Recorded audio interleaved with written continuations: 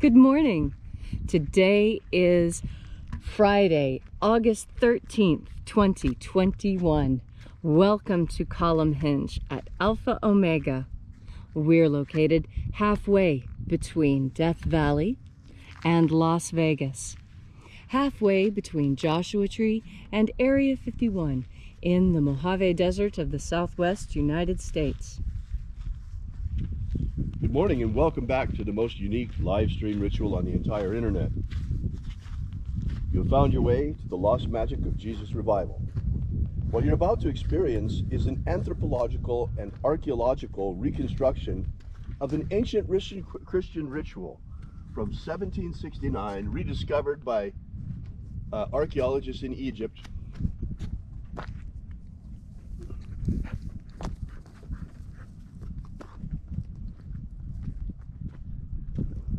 Containing two lost books of the Bible, the first and second books of Yahweh, which in turn contain what purport to be the secret teachings of Jesus to his apostles. Part of that collection is an amazing system of magic called the opening of the treasuries of light. I'm Bishop David Griffin. I'm Bishop Leslie McQuade. And this is the lost magic of Jesus revival. The sun is the dispenser of light to the earth. May the living light of the God Force inflame our souls with abundant life. Our destiny lies amongst the stars, and to the stars humanity shall ascend.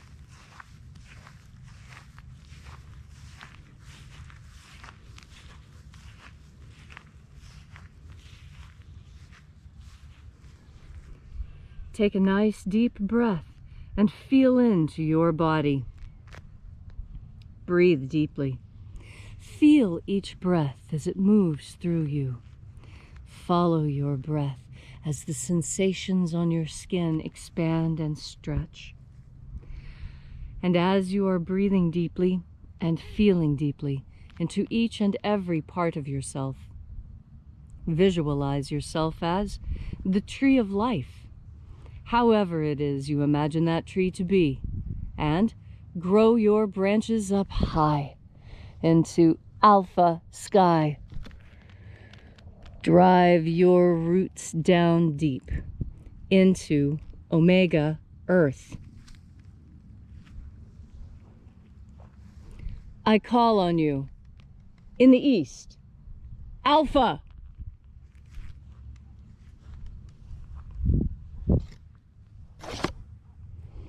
I call on you in the west, omega.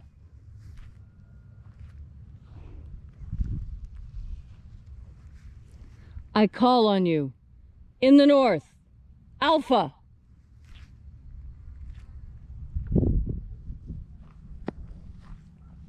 I call on you in the south, omega.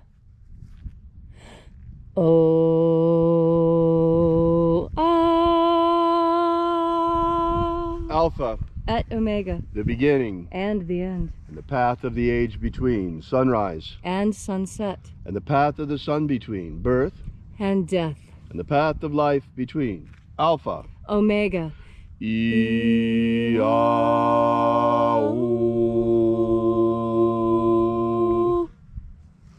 This morning we'll be invoking the 21st treasure of light. Angels of the 21st treasury, attend. Watchers, we know your names. So stand aside and grant us entry into the 21st treasury of life.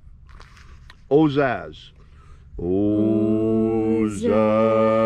Eloes. Eloes. Azaias. Azaias. Let the watchers withdraw and let us enter into the 21st treasury of light. And there are 12 heads in my Father's treasury. And these are the names that are in the places when they sing praises to my Father, and he gives light power to them.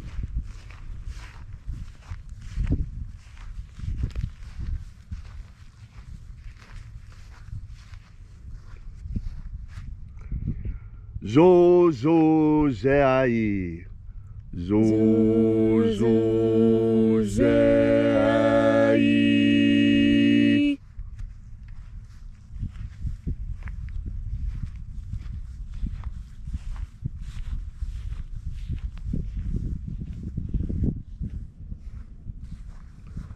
Zohozai.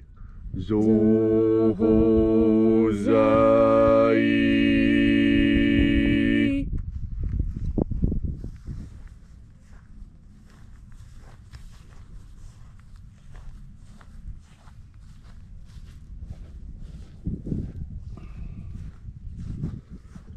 Dozazaksai. Dozazaksai.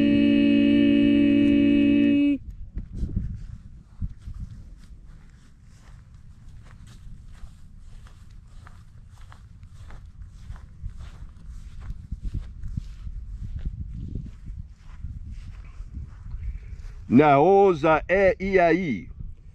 Naoza e iai.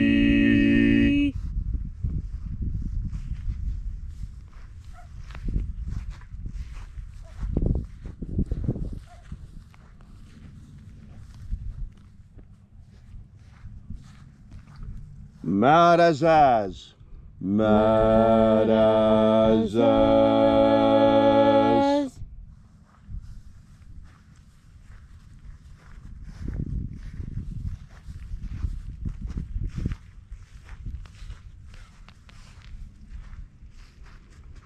Oz Zaaz.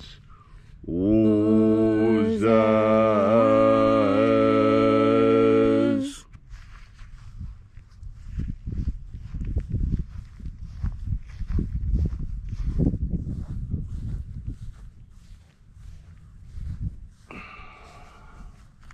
Ozaia. Ozaia.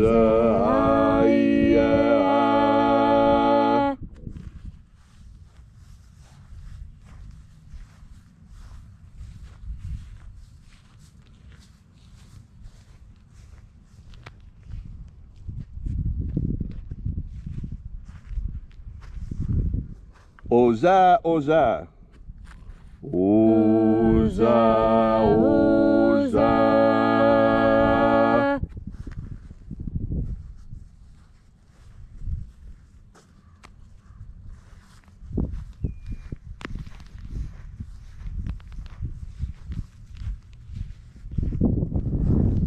Oschos, oza. Oschos, oza.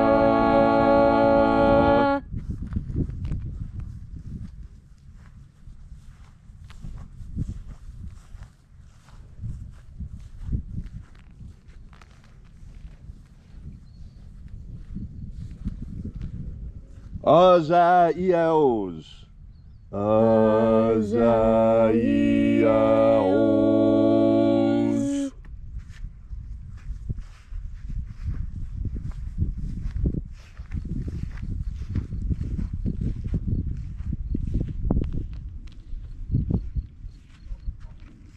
Naya ozaze. Naya ozaze.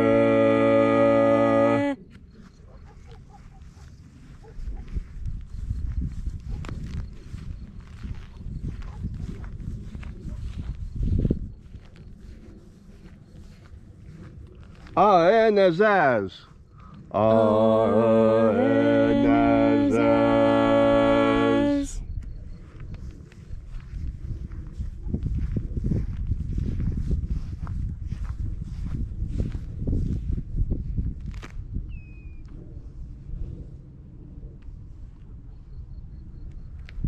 So we completed our journey through the places, invoking each of the 12 mighty angels' head in its proper place and proper rank, until at length we came into the place of the midst, the place of the middle, the place of the center, the place of the Father of the treasure of life.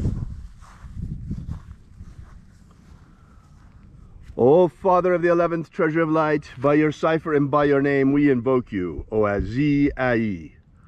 O Azi Ai. Let the divine light descend.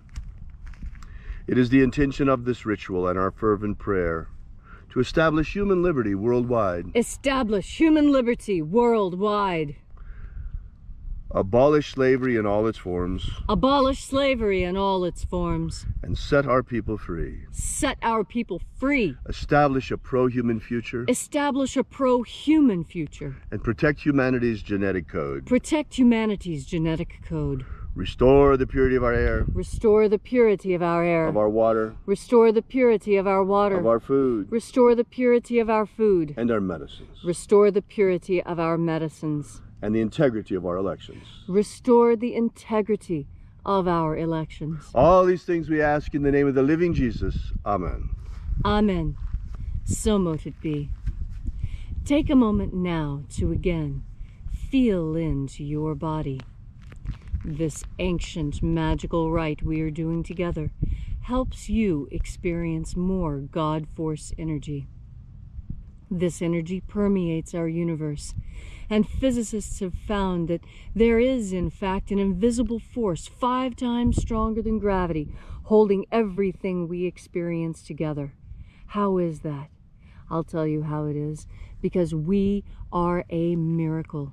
Humanity itself is a miracle, and living on this earth in this thin skiff, there's the tiniest skiff of life on this planet. Just such a small, thin space. Although to us it seems enormous. My goodness, what, there are miles of sky over our head. Not really. Not really. Not as much as you might think. Go up 100 miles and you can't breathe. We are that liminal zone. We are that space between life and death, between matter and energy, spirit and flesh. We are the liminal zone. A liminal zone is a place where 2 things meet, 2 different things. So the beach, the place where water and land meets, that's a liminal zone.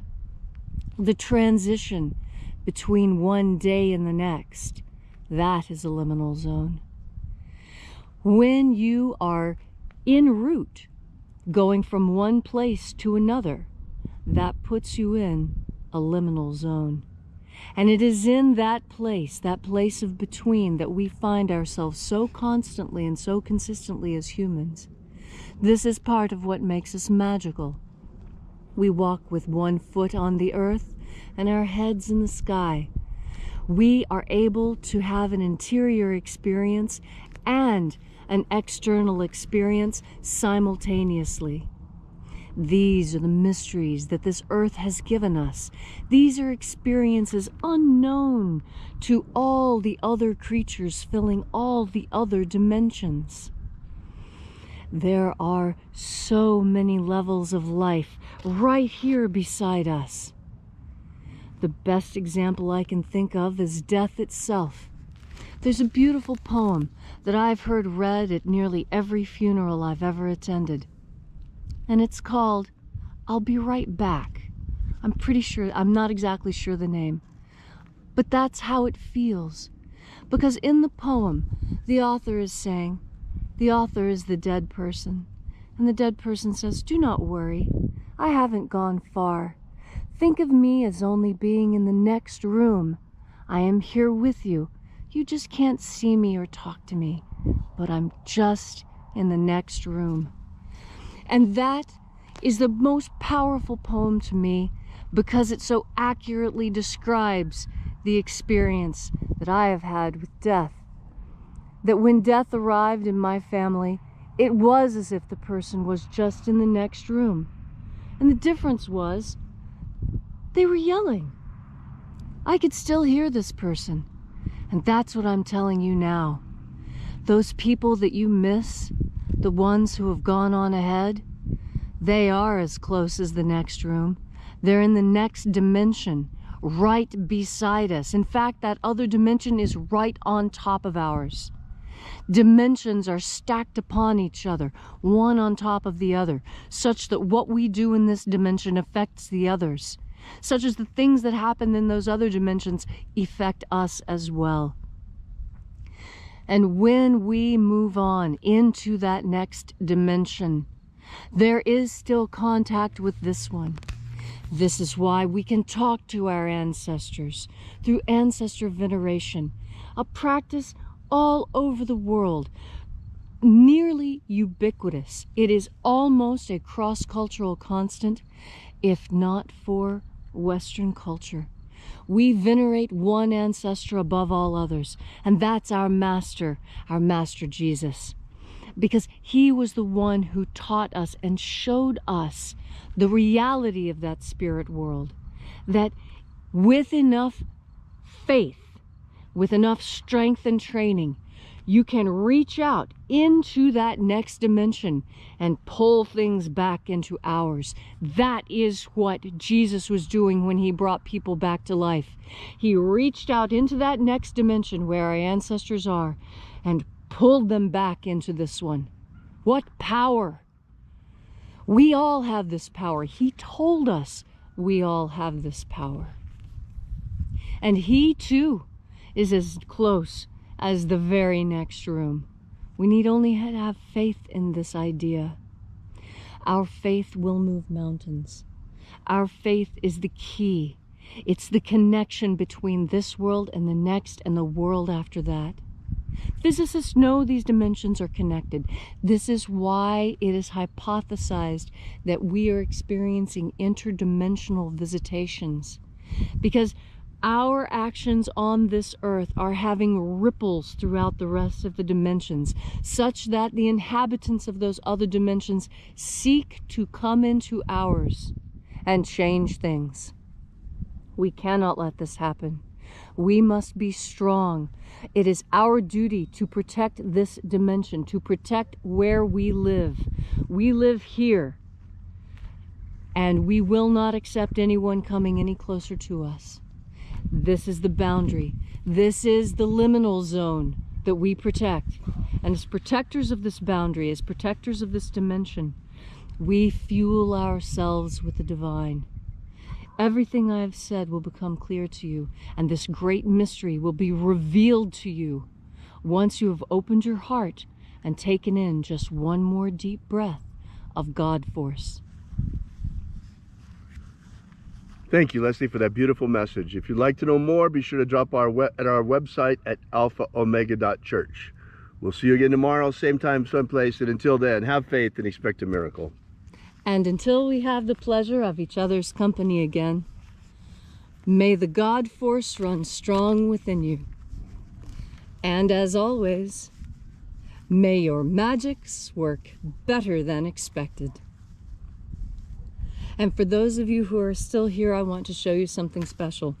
Now, you might have noticed that I don't pull weeds around the fence line, and I'm going to show you why today.